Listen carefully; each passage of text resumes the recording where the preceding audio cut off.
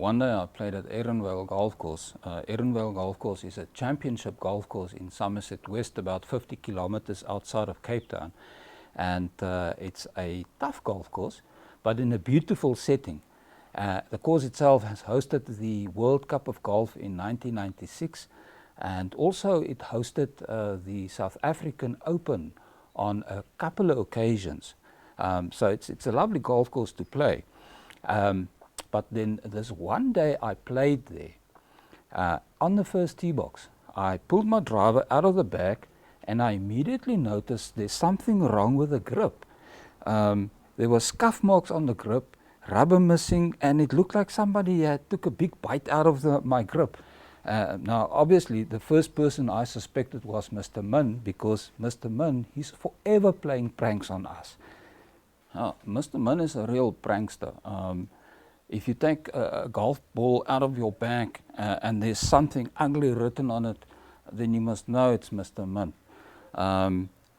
For instance, one day I picked up my bag and the strap broke off, and of course the first person to ran to my assistance to help me now put the strap back on, that was Mr. Min. And then immediately after that I discovered this big rock in my bag. So he's forever playing pranks on us. So obviously I suspected him. He's the first person that I suspected. But then a few holes later we came to a tight par 4, and I decided I'm going to take my 3-wood. I pulled my 3-wood out of my bag and I noticed but the 3-wood's got the same problem. The grip also has got some rubber missing and all scuffed up, and it looks like somebody took a big bite on it. So it's like very strange, but anyway, it's a new one for Mr. Min, and why he would think that would be funny, I'm not too sure. But in any event, so I took a swing with my 3-wood, and on the top of my backswing, the grip, it's a graphite shaft, the grip and the shaft collapsed. It completely broke in on the backswing, on the top of my backswing, in my hand. So now I'm looking at it and I was like, it's completely broken. And I was thinking to myself, Mr. Min, why would you do this? I mean, you know, it's one thing to play a prank, it's another to cause damage to other people. But then I worked it out. At the time, I had a new car with a very narrow boot. It's a sedan vehicle with a narrow boot, and the golf bag with driver and 3-wood couldn't fit into the boot.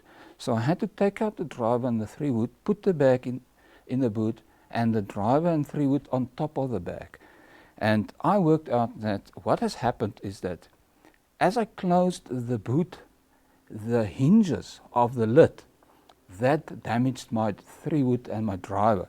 So obviously I falsely accused Mr. Min, but I didn't even feel bad about falsely accusing Mr. Min, because he's caused me so much grief over the years. But mind you, he's been fairly quiet lately. And actually, since the Egyptian geese incident, he's been very quiet. So he hasn't played any pranks on the rest of us since that day.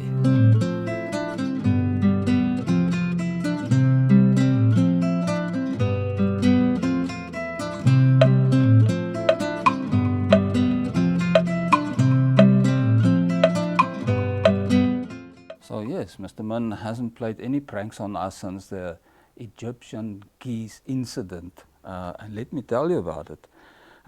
One day we played in Bellville, and the 4-ball consisted of Congo, Mr. Min, Louis and I. And on the one green, Louis missed another 3-footer. And immediately he started blaming something, and the only thing he could find was all the bird droppings on the green. So he started complaining and said, you know, it's an absolute disgrace with all these bird droppings. Who can putt with all these bird droppings? And they really should get rid of all these Egyptian geese on the course. They are just a nuisance. It's an absolute disgrace. And so Congo said to Louis, but you know, Louis, instead of getting rid of the geese, maybe we can make money out of it. Maybe we can sell the droppings as fertilizer or something. So anyway, we played on, and then I cozied up next to Mr. Min, and Mr. Min, he was smoking his pipe, and I went, Mr. Min, that the aroma of your tobacco is smells very nice this morning. Is the new brand?" So Mr. Min looked at me and he said, "No, it's the same old, same old." So I said, "Oh, well, it smells very, very nice this morning." So anyway, we played on, and a few minutes later, Congo also approached Mr. Min. He said to Mr. Min, "Mr. Min, what is smelling so nice this morning?" So Mr. Min said, "No, what do you mean?" He said, "No, is it the new tobacco that you are using, or what's the story?" So I said, no, it's my old same old brand." And then we played on. So a few minutes later, Congo and Louis and I, we were muttering amongst ourselves, and Mr. Min looked at us and he said, "Why are you gossiping behind my back?" So we said, no, we're not gossiping. We are just discussing a new business venture. So now Mr. Min wants to know, what's this new business venture that we're talking about?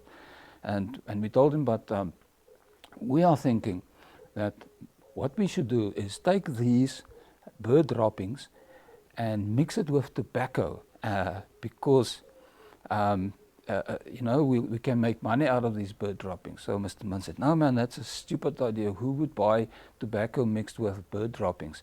So we said, no, we tested it this morning, and it smells very nice, and by all accounts, the taste, there's nothing wrong with the taste. So Mr. Min looked at us, took out his pipe, he threw it to the ground, and he spit to the one side, and he started scolding us. He said, "Ah, sis, you guys, why did you do such a despicable thing to me?"